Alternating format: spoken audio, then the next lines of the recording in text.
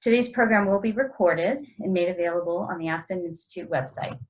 So without further delay, today we welcome Kim Wehle, author, lawyer, law professor, and legal expert for CBS News. She's a former assistant U.S. State's Attorney, associate independent counsel in the Whitewater investigation, and author of How to Read the Constitution and Why. Her new book, What You Need to Know About Voting and Why, was released last month and provides an essential roadmap to voting in America today. Welcome, Professor Wehle. Thank you, Susan, and thank you everyone for being part of this really important discussion today. And of course, thank you to the Aspen Institute. As Susan mentioned, I've been teaching law since 2006, and this is my second book in a very short period of time. And the reason for both of these books is because I decided a couple of years ago in reading a New York Times piece about the pardon power. We've heard a bit about the pardon power, the president's pardon power. There was a statement there that said, oh, it's absolute, there's no limitations on the pardon power. And I decided to start kind of writing op-eds to clarify some of these murky areas of the law. That's just one example where we've seen the president pardon Roger Stone, but you couldn't use the pardon power in a way that was blatantly discriminatory, for example, only pardoning people with white skin and not people of color, for example. So there's always limitations on what's in the Constitution. So that was my first book, How to Read the Constitution and Why, basic manual. And it's kind of disturbing that the Annenberg Center in the last 10 years has done a study, about 3,000 participants, and only about a third of Americans consistently can even name all three branches of government, judicial, legislative, and executive. There's another study that was done in 2015 of recent college graduates, and 10% thought that the reality television star Judge Judy was on the United States Supreme Court. And so we do have, among many crises, I don't use this word sort of flagrantly, but we do have a crisis of civic literacy, and it's translating into real problems. So I want to talk four different parts to my talk here. First is, why does voting matter so much? And that follows from last year's book. Second is, as Susan indicated, just some basics on what you need to know about voting. I, even as a law professor, learned some stuff writing the book, so I'll just give some walking around takeaways for people. The third is, what about 2020, November 2020, what are the unique challenges? And then the fourth, I try to always end on a high note, which is, what can we do about it, and what should we all be focusing on right now? So the why I wrote the book, as I indicated, I wrote How to Read the Constitution and Why. I did work for Ken Starr early in my career, and in connection with that, did a lot of analysis and sort of on-air, off-air around impeachment. I'm a separation of powers scholar. I've been writing in constitutional journals and law reviews for over 10 years about the separation of powers in particular. And most people, when they hear about the Constitution, think of rights. The Bill of Rights, the First Amendment, the Second Amendment. And basically what those are weapons to use to go into court to get government to stop doing something bad. They're not self-enforcing, but you go to a judge and say, listen, give me an order telling government to allow me to speak in public, for example. We're seeing a lot of news around what's happening in Portland and other parts of the country relating to peaceful protests. That's the First Amendment. But the really more important part, frankly, I think, of the Constitution is the structural part, Article 1, Article 2, Article 3. And the way it's set up is essentially that every branch gets their papers graded by the other two branches. No branch has too much power. And the most important thing to keep in mind about the Constitution, and why I wrote Voting, frankly, the voting book, is that it all boils down to consequences. The piece of paper itself is not self-executing. And we sort of know this in our own lives. If you're driving down the street and it says 30 miles per hour speed limit, the sign itself doesn't make you slow down, but knowing you could get a ticket in the mail because there's a hidden camera behind the sign, that might make you slow down. So it's the consequence that actually changes behavior. It's accountability that makes the piece of paper come to life. You could have a contract to renovate your bathroom, and the contractor does the demo and walks off with your $5,000 deposit. The contract doesn't grow arms and legs and get your money back. You've got to go to court and actually enforce the contract. Likewise with the Constitution. I'm a mom, I have 4 kids. And as a mom, one of the hardest things are enforcing rules. You can say no eating in the living room, and then the one time you let your 6-year-old eat in the living room, anybody who's a parent on the call knows that then the rule is out the window. The kid knows immediately that you're not serious about enforcing it, so the rule doesn't really matter. So what we saw with impeachment, what we've seen in the last 3.5 years, but before Trump, frankly, are the accountability mechanisms set up in the structure, the roadmap for the Constitution, fall down.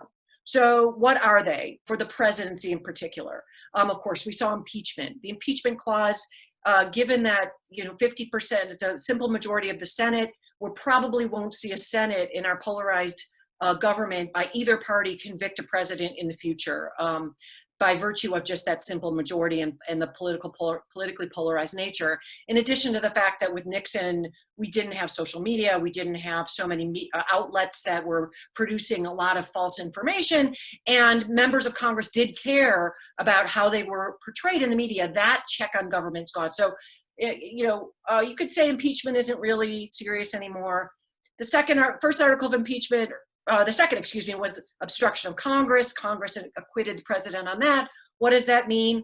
It means that if Congress asks for information for oversight from the executive branch, they could ignore it. And the Supreme Court pulled back on that recently, which was a good sort of turn of events. But essentially it means, oversight doesn't really work because there's no consequences for not turning over information. Other levers of accountability, Senate confirmation. Well, we saw Rudy Giuliani, Jared Kushner performing actions on behalf of the president, weren't even nominated, let alone confirmed by the Senate. That's a check. Appropriations, we saw with border funding, we saw with Ukraine and the withholding of aid that led to the impeachment. Appropriations is being ignored, no consequences. Again, this is not a Democrat thing. This is about having consequences for speeding, giving tickets to the White House for speeding. And if there are no speeding tickets, the power of the White House itself gets enlarged, and that goes to the next president and the next president, and it's not always going to be Donald Trump, even for those who really support him, which is fine. That's how our system is set up. But we've got to be careful about the structure itself having no accountability. So I've come to the conclusion that really the accountability is at the ballot box now. We have states, we've seen with COVID, states step in to push back on the federal government. Federalism is another important lever of accountability. But at the end of the day, we heard Republicans in the Senate basically say the accountability for wrongdoing in the White House is at the ballot box. We know from an internal Department of Justice memorandum, can't prosecute a sitting president. So the courts are out. All of the other tickets for speeding really don't work anymore. So voting is everything. And, the Knight Foundation came out in January with a new study that looked at why is it that only about 50% of the American electorate, actually eligible voters, vote. In Australia, I talk about this in the book, it's like 80-90% because it's mandatory. But the number one reason was apathy and the belief that our votes don't matter. The belief that, well, all the candidates are unlikable. It doesn't, I don't like any of them, so I'm going to stay home in a protest vote. And so when you think about that, George Bush won the presidency in Florida by 537 votes and changed the course of global history, right? When you think about how Brian Kemp implemented an exact matching system prior to the Georgia gubernatorial election, because he was Secretary of State and in charge of the election and running for governor, he set aside 50,000 votes and won that election by about 50,000 votes. It's hard to say voting doesn't matter at the margins. It really does. And what I tell young people, a lot of people in their 20s, I'm a law professor, I have young kids, when they say, well, we need to be protesting, voting is for old people, frankly, and outdated, is that it's a privilege of American democracy to vote. A lot of our young people really care, particularly on the more liberal end of the spectrum. They really care about respecting the privilege of birth and to be born into a country where we really can go to the polls and choose our own elected leaders. We don't have a king, we don't have unlimited power, and we don't have to listen to what people tell us. In theory, we are our own bosses, but we can't do that if we don't hand out speeding tickets at the ballot box. So that's the number one reason. Why does it matter? And I think that has to be something that is just instilled in us culturally, kind of like paying our taxes, brushing our teeth, getting our kids, most of us getting our kids vaccinated. It's just something we do, and we're not there, and that's a real challenge right now. So that's why voting matters. Okay, so the book. As Susan indicated, the book is a user's one-stop shopping guide to everything about voting. It has 50 state surveys on how to register, how to vote. It has basics on what does the Constitution say about voting, what does gerrymandering even mean, what are the basics on campaign finance, what's hard money, what's soft money, what's dark money. It has information on how to run for office. It explains what does it mean to have electoral interference.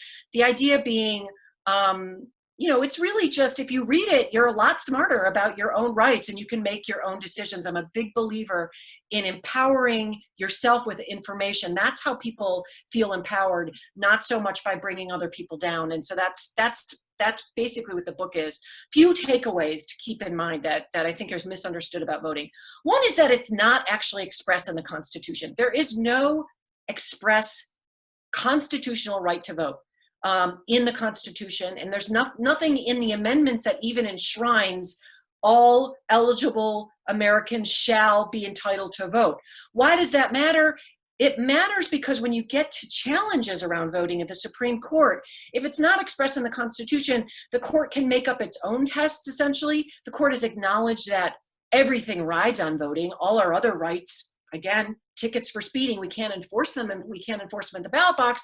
But in terms of basically deciding whether tactics to make voting harder are constitutional or not, the court doesn't treat it with the highest level of scrutiny. The court doesn't give it the sacrosanct kind of soft glove treatment that it really deserves, because it's the heart and soul and foundation of democracy. It's the right that preserves all other rights. So that's important to keep in mind.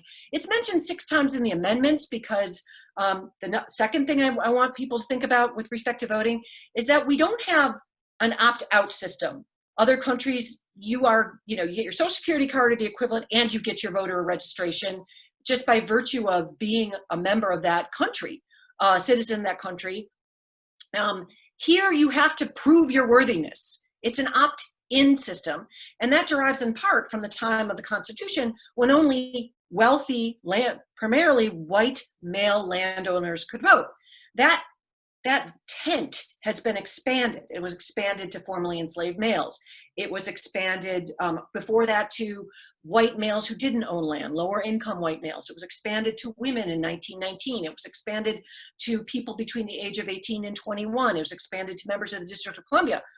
But because we have an opt-in system where you have to prove your worthiness, we still have an ongoing undercurrent of debate in this country about whether the right people should be able to exercise their right to vote. That is real. There is definitely, whether people articulate it or not, there is a tension between allowing ballot access. Some people believe, listen, we're all in this together. It's government by we the people, not we the Democrats, we the Republicans.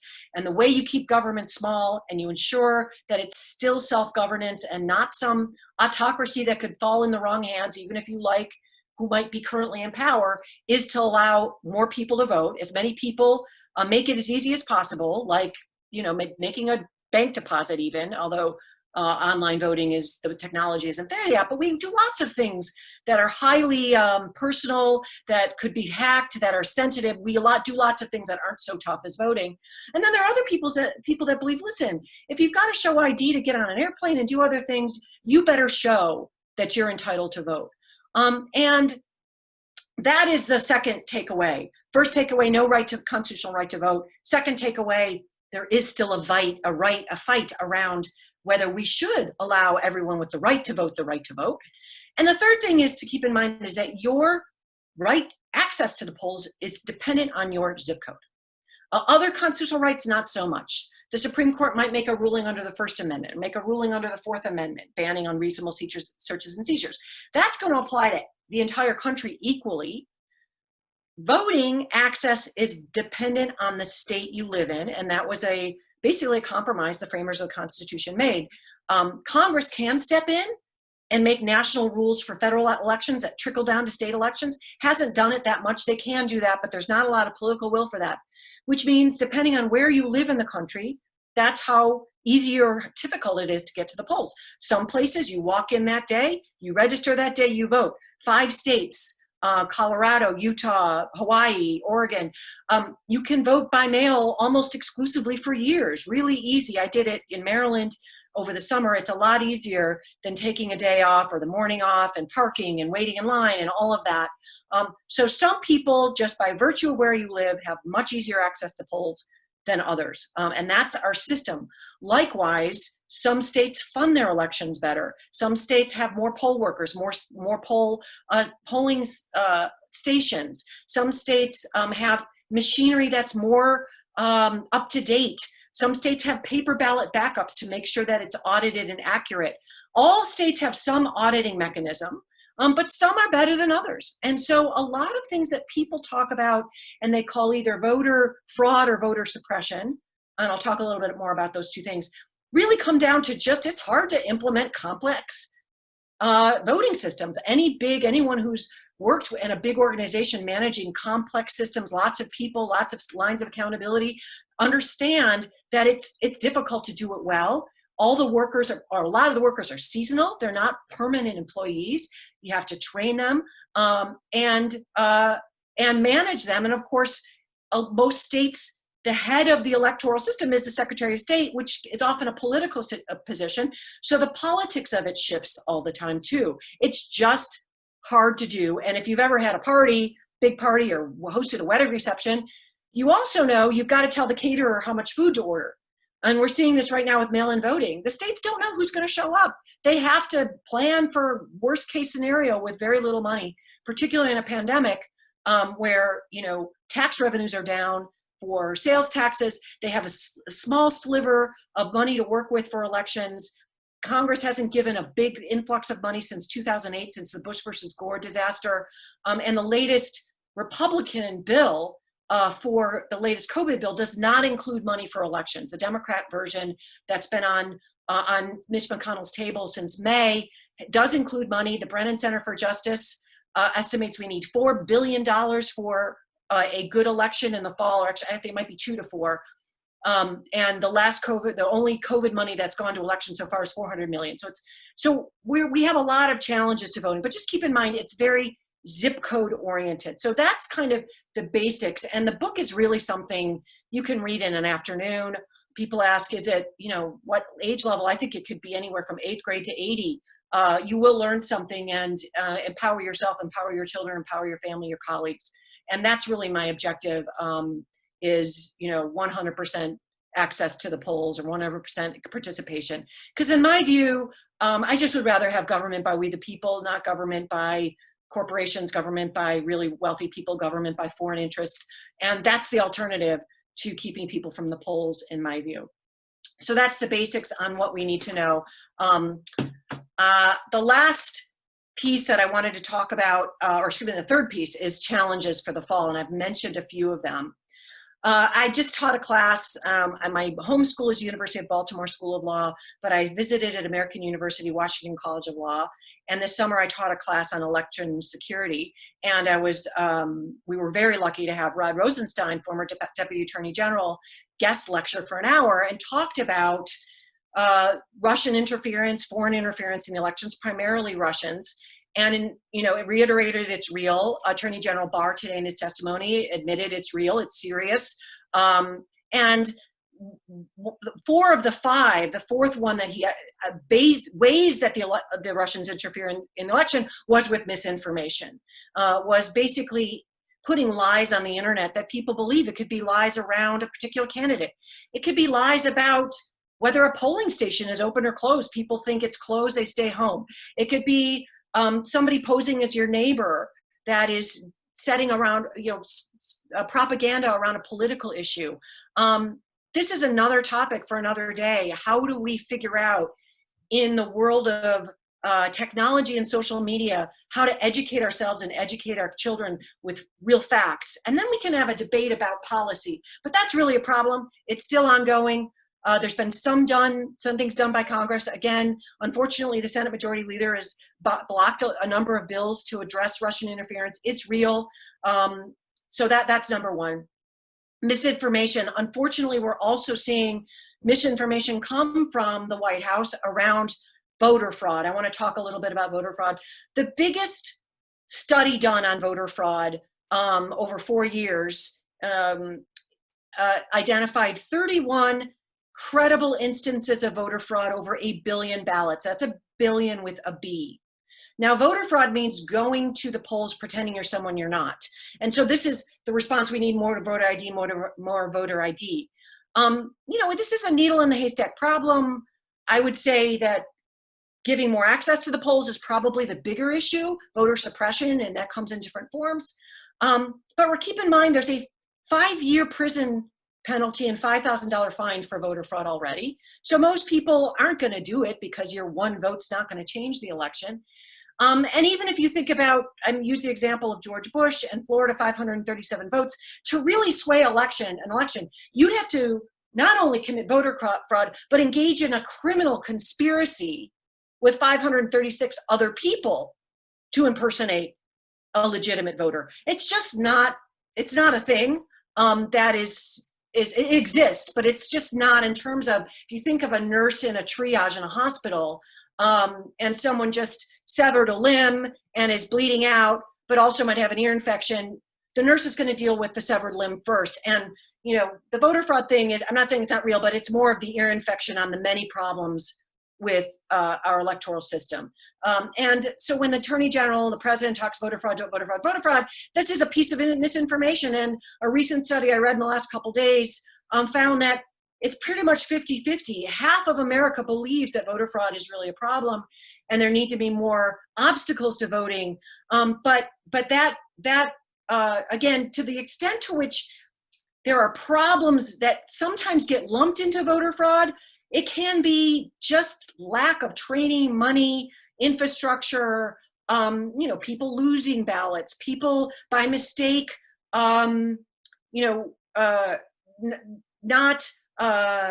allowing certain people who have valid ID to vote when they should be allowed to vote, for example, or someone who moves from one state to another, puts their ballot in the mail, might forgotten that they voted by mail in one state, but in the new state they go to the polls. These things can happen. They're not conscious voter fraud. They're not going to be helped by more ID requirements. So that's number two. Of course, number three is the pandemic. This is creating a problem because we know in COVID that it's unsafe to be around people that are infected. There are a lot of stealth infected people that aren't aware that they're infected. There are a lot of people that won't wear masks, even though it's the most basic thing. You just don't get spit on someone else. That's how you don't get someone sick. It's really basic. But of course, we're going to see polling places close because we don't have the poll workers. Most poll workers tend to be over 60. I think part of that is, again, young people not really understanding the importance of voting. So it's hard to get poll workers. And that's going to create pressure at the polling stations. We saw this in Kentucky. We saw this in Georgia. And longer lines and potentially more infections because people are together more. There's also the decision around which polling stations to close. This comes in the category of voter suppression. Oh, let's close a polling station that's in a primarily minority low-income neighborhood. These people don't have cars. They can't get to the polling station 45 minutes away. They're shift workers. They don't have the day off. This is voting suppression. I call it cute maneuvers to make it hard for people to vote, technically legal. The Voting Rights Act in the 1960s was a massive piece of legislation that stopped deliberate things like poll taxes, how many bubbles in a bar of soap, things like this to keep people from being able to legitimately vote. Congress made that illegal. The Supreme Court in 2013 basically gutted the key provision of that. So we've seen many states now come back with these arbitrary obstacles to voting. There's been an amendment to the Voting Rights Act to fix that. go back to where we were. The Supreme Court invited Congress to do that. That's, again, been sitting on Mitch McConnell's desk since December. Now with the passing of Representative John Lewis, an icon of the civil rights movement, there might be more pressure to just fix that. Let's have a voting system that is fair. So that's voter suppression. We're seeing lots of pushes, because of the pandemic, to vote by mail. Problems with voting by mail. It takes a while to get good at it. States are expanding it. Now, last I looked, 77% of Americans have access to voting by mail without an excuse. Prior to the pandemic, a lot of states, you needed an excuse, health or age or disability, or you're out of the country on voting day. But, the states need to order the ballots for the party, and special ballots, special paper. Only a few manufacturers in the country are able to do that. So that's tricky. And of course, the United States Postal Service, you might have heard, is running out of money. And many states require postmarking by a certain day. The president has put a political, someone who's politically very loyal to the president in the position of the U.S. Postal Service Postmaster General. And so there's some concerns that even if you vote by mail, you're not going to get postmarked because the post office doesn't have the infrastructure and the wherewithal to actually implement that. So if this is getting you depressed, don't worry, I'm going to get to the end of what we can do about it. Litigation, lots of lawsuits going on. Pennsylvania, battleground state. But Democrats sued to have more access to mail-in ballots and drop-off boxes, for example. They have to be secure. I'm not going to put my ballot in the mail. Instead, I'll put it in a secure drop box. That way, I don't rely on the U.S. Postal Service. They're expensive. So Republicans, Trump re-election campaign sued in Pennsylvania. They're dual lawsuits. Democrats wanting more access, Republicans concerned about greater access. So we're seeing lots of these issues go from state legislatures that traditionally decide what to do about voting to courts, and that's a whole nother conversation. Do we really want courts making these decisions? Poll watchers. Okay, so there was an order put in place in 2015 against the Republican National Committee. I know it sounds like I'm picking on Republicans. I don't mean to be doing that, but this does seem to be, the focus in terms of limiting access to the polls comes more so from the Republican side. And you might have a different viewpoint on the policy of that, but that's just is the reality. So there was an order put in place because there were tactics being done at the polls, misinformation being sent to primarily Democratic households that had wrong information about voting on the day.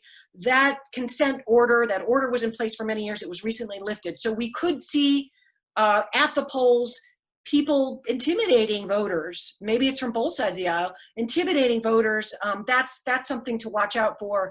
And we've seen this increased federal presence in traditionally state police force jurisdiction in Seattle and Portland. We're seeing in other cities. We might see some of that intermingling of the federal forces into the elections, primarily state-run elections, unfortunately. Because of the virus, because so many are going to vote by mail, we already saw in the midterms exponential numbers of voting by mail. They're just not going to be counted in time for November 3rd to be able to call the election. Some states, they can't even count them under state law until the day. So it takes time. You have to train people to match signatures or whatever. The auditing credibility mechanisms are in place for that state. So we are going to have to be patient. Those of us in the media are going to have to not call the election, and we have to be very careful with our politicians to not listen to people saying it's my election, it's someone else's election, fraud, fraud, fraud. That's not honoring we the people and every voter who cast a legitimate ballot. So we're going to have to see that, and we're going to have to just be patient for that. And we could see a lot of litigation. We could see the stakes really, really go up after November 3rd. With state secretaries of state, governors who manage the electoral system, kind of going with one candidate or another in this gray area. And then we have a debate over which state went for which part of the electoral college. And then worst case scenario, the entire election goes to the United States Congress, which is every state basically gets one delegate. In this moment, there are more Republican delegates than Democrats. So we could see how that would come out. There's incentives to push it in that direction. I'm not saying any of this could happen, but what I've come to believe, and having taught separation of powers, and 10 years ago, I'd have to make up law school hypotheticals out of nowhere because they seemed insane and could never happen. Now, parodies on parodies on parodies become reality. These worst case scenarios are happening. I do believe, and most of my colleagues that are have been scholars of the Constitution for a long time believe democracy is in crisis right now. We are definitely moving away from an accountable government and into something that looks more like authoritarianism. The only way to save democracy itself is at the ballot box. Our children, if they're under 18, cannot vote for democracy itself. If for yourself you're cynical, but you care about your kids, let's protect the system of government by we the people for our children and just vote. I think that there will be, we saw in California 100,000 ballots that were not postmarked on time, mail-in ballots disqualified. Nearly that same number in Pennsylvania due to other issues, and some might be legitimate, some may not. There will be disenfranchisement in November. It will happen. Valid votes not counted, which means we need to see well beyond 50% participation. We need to see 60, 70, 80, 90%, so that whoever wins, president all the way down, gets a real mandate of legitimacy, not just for that person, but in our system of government, our electoral process itself. And it'll make it harder to contest things at the margins.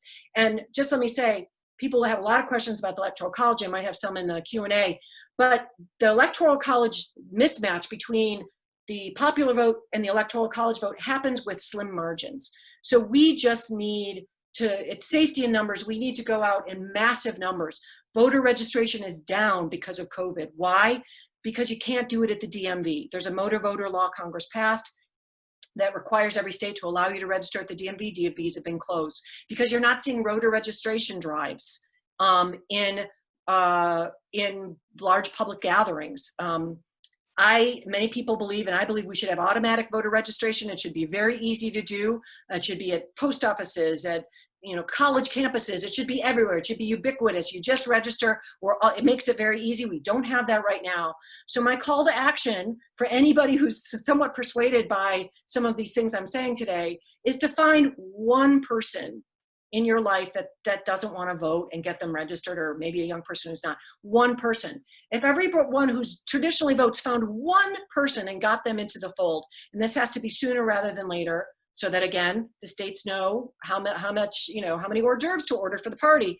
If every person just did one thing, it's very tangible, then I think we could see those numbers climb. And again, take back democracy by we the people, not we the Democrats, we the Republicans. I'm gonna end my talk and open it to questions through Susan with an analogy that I think really resonates with a lot of people.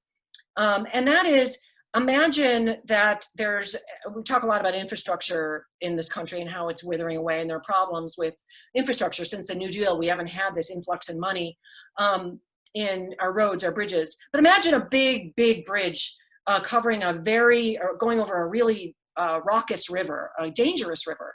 And it's been there for 230 years. And sometimes on the bridge, there are cops in red uniforms directing traffic. And sometimes on the bridge, there are cops in blue uniforms directing traffic. And the red uniform cops are really nice to the people in red cars. And the blue uniform cops tend to be really nice to the people in the blue cars. And this creates so much tension that eventually the blue cars people and the people in the red cars just don't like each other. And they start fighting each other. Meanwhile, the bridge is corroding. The grouting between the bricks is falling apart. The water's wearing it away. But everyone's so worried about red versus blue that people aren't paying attention to that infrastructure. And eventually it collapses. And everyone goes down with the bridge. The blue car drivers and the red car drivers, the blue uniformed officers and the red uniformed officers. Everyone goes down with the bridge. Right now, that bridge is the structure of the Constitution itself. It is having a system where every branch gets their papers graded by the other two branches. No one is above the rule of law. It's that job description with consequences for not showing up at work, consequences for ignoring, table 13 if you're wait tables in a restaurant, consequences for falling down on the job, that keeps the rules of the game, the structure of the Constitution vibrant. And with that, I'll be delighted to take some questions. Thanks so much for your attention and patience.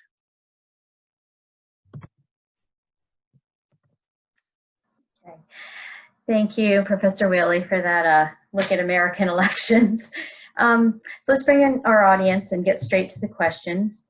The first is from a Wye Fellow who I know you've touched on voter fraud, but he asked if there are documented cases of voter fraud specifically related to mail-in voting. Yeah, I believe there are documented cases. I don't have those statistics at my fingertips, primarily because to the extent to which there are documented cases, they're very few, and they're not, frankly, I don't think they're in one party or the other. Let me back up. Law in general is generally about balancing. We're seeing this in Portland, for example, looting and attacking federal courthouses versus First Amendment rights. Where do you strike the balance? With mail-in voting, the numbers of people participating goes up on both sides of the political spectrum. Think about elderly shut-ins on the Republican side, harder to get to the polls. So the numbers tend to go up. People really like it. We have 5 states that do it very well. And the numbers are so slim that one of the first things not only President Trump, but President Bush did, both presidents, when taking office, were to commission panels to investigate and root out voter fraud. Both of those efforts collapsed because there just wasn't, there wasn't, it was a splinter in the finger of the electoral system, not the serious problem. So yes, the answer is it needs to be there. And I'm not sitting here saying we should not have mechanisms to ensure secure voting. That's as important for democracy as anything, because if people believe the election is not legitimate and secure, they won't believe in the results. So I think it's extremely important to have secure elections. I just don't think doing it by closing polling stations, by barricading, major thoroughfares to polling places, by making voter ID laws. Texas famously, a gun license works, but a University of Texas issued student ID does not. I mean, these don't make sense to me. And I just believe that with American ingenuity and science, we can figure out how to do this with political will and money. We can figure out how to make access universal and make it secure so that we don't have voter fraud. But that's going to require political will, money, and frankly, stopping the misinformation and going back to real facts and empirical information. All right, thank you. Our next question actually comes from a viewer in Portland, Oregon, who asks, how can one person or a small group of people make a difference on this front and create momentum in their communities? A great question, a number of things. First of all, education, education, education, education, education. I teach law students. These are people that are graduate students. They come into law school really surprised that the Constitution is a piece of paper, and if we don't enforce it, it doesn't matter. Really surprised to hear about how accountability is everything in the law. Really surprised to understand that most of this stuff is vague, it's gray area. So spread the word about the basics. That's number one. Figure out how to get our young people to think this is cool. If there's any influencers, particularly in Portland, where it becomes kind of just what you do, changing that culture. As I said, get one person to vote. You can do that. That's fantastic. Get one person to register, order their mail-in ballot. As far as specifics, you can get on your party platform, if you're a Democrat or Republican, there's a lot of canvassing that can be done by your phone in COVID to actually inform voters, particularly in swing states. The other thing is, frankly, if you haven't done this before, consider actually signing up to work the polls. There's so much attack on, I think unfairly on fraud, but keep in mind the people that are running on the front lines of our democracy are regular people like you and me. They're volunteers, they're our friends, they're our colleagues, they're our neighbors, they're our teachers. These are people that are sacrificing and working really hard to do the right thing on behalf of everyone. And I think we should support them both in theory, in terms of how we talk about this, and physically. that's a tricky thing in COVID, but it has to be done. And we are now much smarter about how to protect. I just got tested with my kids, three of my four kids on Monday, and I was really impressed with how Maryland is managing, COVID testing in a really safe way, and hopefully we'll do the same at the polls. But those are the three things: education, or four things: get someone else to vote, canvass through your phone, go through your political party or your favorite candidate, and then consider actually volunteering at the polls. Right, thank you. Our next is from another Wye Fellow who asks what your thoughts or solutions are for Americans who don't vote because they've given up on government and feeling that it's ineffective and non-responsive to their needs regardless of party. Yeah, so a number of things there. Again, figuring out how to message voting as a universal value, not a Republican versus a Democratic thing. I found in teaching, I taught a class called Democracy at Risk. Happened to be in the midst of COVID. It was in the midst of impeachment. I was on at CBS every day. Then we went and talked about impeachment. But I was really surprised to hear from our people in their 20s that they think of compromise, at least those students, I mean, it's a small section, they think of compromise as for losers, that you just have to get in your corner, and that's your pitched battle, and you dig in. But of course we know, I mean, the whole Constitution is based on compromise. Our lives are based on compromise. You can't be in a serious, caring relationship with anyone if you're not willing to compromise. So messaging or voting that way. The other piece is, as I said, I think speaking to young people about it as a privilege of democracy, getting people to understand this is not a universal value in other parts of the world. I think a lot of Americans are very complacent, and they can't imagine that democracy could fail. But of course, the last really thriving democracy was Athenian Greece. It took 2,000 years for the next one to come in the form of the American government, and a Republican form of democracy. So it can fail in our lifetime. We saw it in other parts of the world, Turkey, for example. So the education piece, I think, is extremely important. And then I think the other part, I started this IGTV series on some of these topics, and I'll have someone on Thursday who's an expert in African-American voting. He's from Georgia. Mondale Robinson is his name, and what we'll talk about is his work getting out the vote. His message to his community is, tying the ballot to your life in your community. Not we have to save climate change, but do you want your kids to have safe drinking water in your community? People understanding that on the ballot is not just the president, but, prosecutors get elected. Judges get elected, police sheriffs get elected, not to mention school boards where, the education's a big crisis right now with COVID. So starting the dialogue with people around how voting can actually affect their lives, and then it becomes a priority in a situation where we all have complex competing priorities in a very dark time. So I would encourage everyone on this call, again, not just to get somebody to vote, but just to spread a little bit of information. Start the dialogue around these core bipartisan we the people principles. Okay. Why don't we have a national standard for voting rather than relying on the states?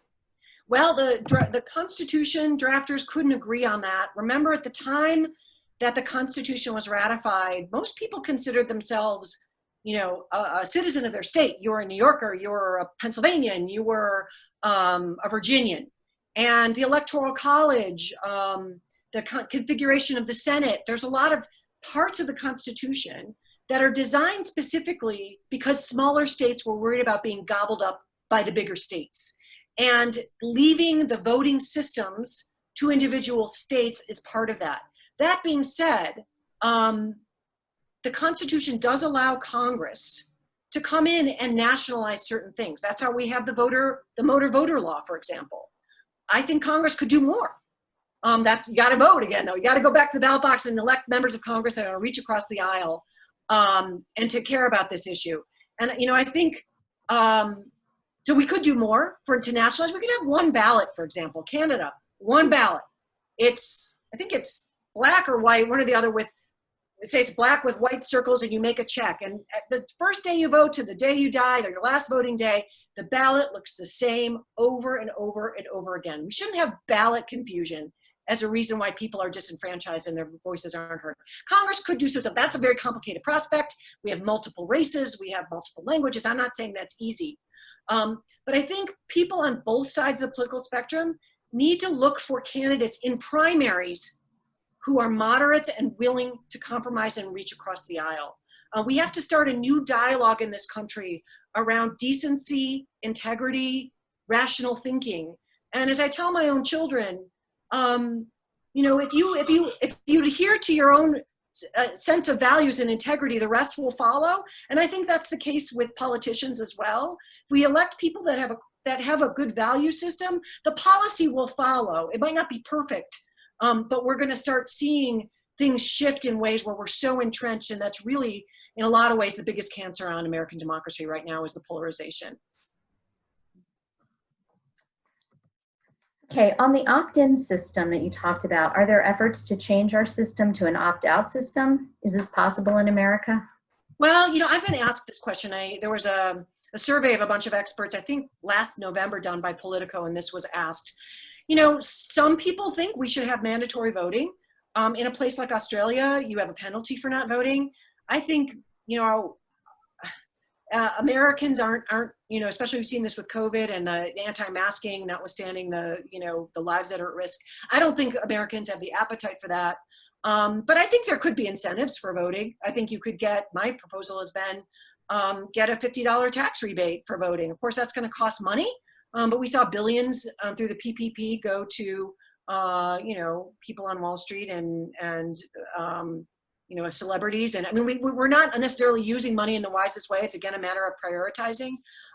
There is a push for universal automatic voter registration. And I would say if there's one thing that Congress could do would be to amend the Social Security Act or something that, again, I keep talking about my kids, but you have a baby and all of a sudden the hospital a Social Security card with a number shows up for your kid. I don't know why there can't also be a voter registration ID number there that follows them the rest of their lives. And they'd have to decide, listen, I hate the political system, I'm out. In other countries, when countries have gone, there's a country in South America, I can't remember which, and I don't want to misquote, went from opt-in to opt-out, and the numbers went dramatically lower in one election cycle. So that again is, I think, a fix that with education, with moderate candidates from both sides of the aisle and public pressure, we could see some changes to the heart of our democracy, on which everything else, Matt, you care about police reform, you care about climate change, you care about LGBTQ rights, you care about immigration, you care about healthcare, you care about our borders. None of it matters if we don't have a functioning system of democracy where the voters matter at the polls. And right now, our elected officials aren't passing gun control despite massive numbers of buy-in from both sides of the political aisle. They're not passing immigration reform. Who are they listening to? They're not listening to individual voters. I happen to think, maybe I'm naive, if we had a tsunami of participation, politicians would start listening to regular people, even if we don't have deep pockets that can flood the airways with billions in issue ads that are constitutional, according to the Supreme Court's decision in Citizens United. Okay. What would you say are good elections-related resources to share in a toolkit? Elections-related resources, that's an excellent question. When I wrote the book, when I thought about writing the book and talked to people in the field, some of the reaction I got was, oh, it's so varied and it changes constantly. You can't have a one-size-fits-all place. So I say that because the toolkit is going to vary by state. USA.gov has a portal to registration. In 50 states. You put in your zip code. Everyone should understand they should register, and they should check their registration at least 8 weeks before. I would say the toolkit, frankly, is in the book. But if I were to tell, my kids or young people, it would be, when you do your taxes, make sure you update your registration, your voter registration. Whatever you put in your central calendar on your smartphone should include voter registration, updating your voter registration. And, what I say for the fall, vote early if you can. Vote by mail. If not, vote early. That's going to depend on your state. If you can't vote early, plan to go to the polls. with your face masks and your hand sanitizer and your water bottle and wait. If you're in the poll, if you're in line before the polls close, we saw this in Kentucky with people banging on the door, they have to let you vote. If you show up and they say you're not on the rolls, you're in the wrong place, ask for a provisional ballot. Federal law mandates they give you a provisional ballot. Some states you have to follow up with information to validate your provisional ballot, but I would say the toolkit would be those things. Ask for your mail-in ballot if you have to. Register, update your registration, make sure it's up to date. Plan to vote early. If you can't vote early, show up on election day. All things, nothing else works. Cast your provisional ballot. Now, I should just put a footnote here. This is going to be different for people who speak different languages. There's requirements under federal law for certain people to have ballots translated, and it is really difficult for people with disabilities. Not every polling station is ADA compliant, even though it should be. So again, to an earlier question, how can I help? That is a community that could use support, particularly around elections, particularly in a pandemic, and they're particularly, I think, serviced by mail-in voting, and that's again a disservice to trash mail-in voting as fraught with fraud, because it disproportionately affects people that aren't ambulatory. So that's another place I think we can put our resources. That's not partisan. It's just a matter of holding hands with each other as we the people, not we the Democrats or we the Republicans. Thank you. Do other nations face issues surrounding misinformation, or is America particularly susceptible to it? Yeah, other countries do.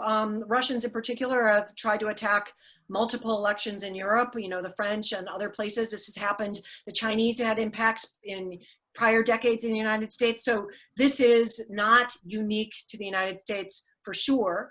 Of course, other countries don't necessarily have, in this moment, misinformation coming from the leadership of that democratic country. And again, regardless of your politics, I happen to believe, lifelong Republicans aren't necessarily, those ideals don't line up with misinformation from the White House. So that makes things complicated. I should just say, in general, across many areas of the law, Fourth Amendment search, for example, take that. You think about 1791, when the Fourth Amendment was ratified. You're thinking redcoats banging on your door, rifling through your chest, and getting the one piece of parchment, right? Now, big data lets government put an algorithm on your tweets and your texts and your clicks and come up with information about you. I say this to emphasize technology and social media has changed the law in ways that legislatures and the Supreme Court and the Constitution just cannot keep up with. And this is one place, misinformation. Back in the day, when I was growing up, we had CBS, NBC, ABC, PBS, Washington Post, New York Times. I mean, there were norms of self-policing. There were norms of professionalism that you follow, not because you'll go to jail, but because you just do it, because I tell my students, I don't wear, cut off jean shorts to the Kennedy Center for an opera, not because I'll go to jail, but you just don't do it. And unfortunately, as a fourth branch or a check on our democracy, the media, the monolith, the media no longer is functioning in part because there's so many outlets of information. The information is tailored to specific people for often nefarious reasons. You don't just pick up a newspaper. Everyone gets the same set of facts. Things are being fed into your phone, specific to you. And of course, there are bad actors, both domestically and internationally. This is not a unique problem to the United States. But given that we have Facebook, we have Twitter, we're leaders on some of these platforms, Congress could do more to regulate. Cable news is regulated, radio is regulated, television's regulated. The internet is not. Might be time to do some of that in order to protect the public from misinformation, because the reason we have a republic and not a pure democracy, which was what we had, the Articles of Confederation prior to the Constitution, you just counted up all the votes. The framers were worried about people getting propaganda that made them vote against their interests, and that the mob mentality based on bad information would eclipse good government. Now that was with horse and buggy, right? And parchment paper. Imagine that now exacerbated. We are seeing what the framers were worried about in action. And again, I think it's back to education. Teaching, empowering people to think for themselves, empowering people to look for facts basic principles. It could be your own value system, and then doing an analysis. I should just, like my next book is going to be on how to use core legal analysis to make good decisions in your regular life, because I do think knowledge and analytical skills are power for everyone. Listening to lies is disempowering. All right, we have a final question here, and that is, what are your thoughts on eliminating the Electoral College? So a couple things. One is the Electoral College is in the actual Constitution. Unlike an express right to vote, the court has acknowledged the right to vote, read between the lines, but it's not expressed. Electoral College is. To actually amend the Constitution would require 2/3 of both houses of Congress to agree, and then 3/4 of state legislatures. We're just, with our polarized political process, we can't decide what's for lunch, let alone amend the Constitution to get rid of the Electoral College. The good news is this, though, and I talk about this in the book. States decide how to cast their electoral votes, okay? So in 2 states, Maine and Nebraska, say you've got, and I'm simplifying this, they're a little more complicated in those states, but say you've got 60% of the vote that goes for Donald Trump, 40% of the vote that goes for Joe Biden. In 2 states, say you have 10 electoral votes. In 2 states, there'll be proportionate casting of votes. State laws would tell 4 of those electors in theory to vote for Biden, 6 of those electors in theory to vote for Donald Trump, to line up the popular vote with the electoral vote. Every other state does winner takes all. So in that example, if Donald Trump won 60% of the popular vote, he would get all 10 electoral votes according to state law. So the 40% of the people that voted for Joe Biden, they basically get knocked out in the Electoral College vote. Because when we go to the polls, we don't actually vote for president. You vote for a slate of electors that are directed to vote according to state law. So one way to fix the Electoral College without a constitutional amendment is to elect legislatures in your state that are willing to get rid of the winner-take-all system and figure out something that's more consistent with the popular vote and doesn't X out certain members of the electorate. Some scholars think that, strict proportional voting is problematic. I'm not endorsing any one system, but 5 times in American history, we've had presidents elected that were not elected by the popular vote, and it really makes people upset. And I happen to think if we can take stuff off the table that gets regular Americans mad at each other, the people on the bridge, let's do it. That's one thing. The other thing is there's something called an Interstate Compact Act, or I'm paraphrasing. Again, I described this in the book, where a number of states have said, you know what, even if our state tells you to go to vote your electors one way, if the popular vote collectively, enough states with 270 electoral votes, the popular vote is for a candidate, we will pledge our electors for that candidate. We'll ignore our local rule and we'll go with the popular vote. So there's a number of states have signed on to that agreement. Some people think it's unconstitutional, but if we had more states, that's probably more likely to happen than amending state by state, the winner takes all. If more states were to sign on to that compact, we could keep the Electoral College, but the states would basically say, you know what, we'll go with the popular vote in a pinch. If collectively 270 states with 270 electoral votes, their popular vote is for candidate Joe Schmendrick, we'll go with candidate Joe Schmendrick as well. So those are 2 ways that we can fix the Electoral College without throwing it out as a matter of the Constitution. But again, like everything, back to the beginning of my talk, all roads lead to the ballot box. These changes can't happen if we don't vote, not just voting for president, but voting for state legislatures who are going to change the Electoral College, who are going to change gerrymandering, carving up districts where electors pick their own candidates. Their own voters, not voters picking candidates. It happens on both sides of the aisle. Federal Supreme Court has said courts can't get involved, but we could, for example, pick people for state legislators that are willing to have an independent commission carve up the state. So it's the populace picking their elected officials, not elected officials cherry picking their districts so they can make sure that they never get thrown out of office. Because if you're not worried about getting fired, you're not going to listen to your boss, right? And if the boss is we the people, politicians don't really care about we the people, then we've lost control of our government. And that's the moment we're in. We are in, hanging on by a thread moment in American democracy. It is hanging on by a thread. I believe that, it could fail in the next year. And people need to go to the polls as if democracy itself were on the ballot in November. I don't care who you vote for. I mean, I do actually have personal views, but I mostly care about voting for the system itself, and that requires almost universal participation in an optimal world. All right, that's all the time we have today, but on behalf of the Wye Fellows, I'd like to thank you for being here and sharing so much information with us about our elections and our upcoming presidential races and the challenges we face there. And encourage everyone to pick up your book for a deep dive into our system. Thank you again so much, and everyone have a wonderful day. Thank you, Susan. I've really enjoyed it. Thank you.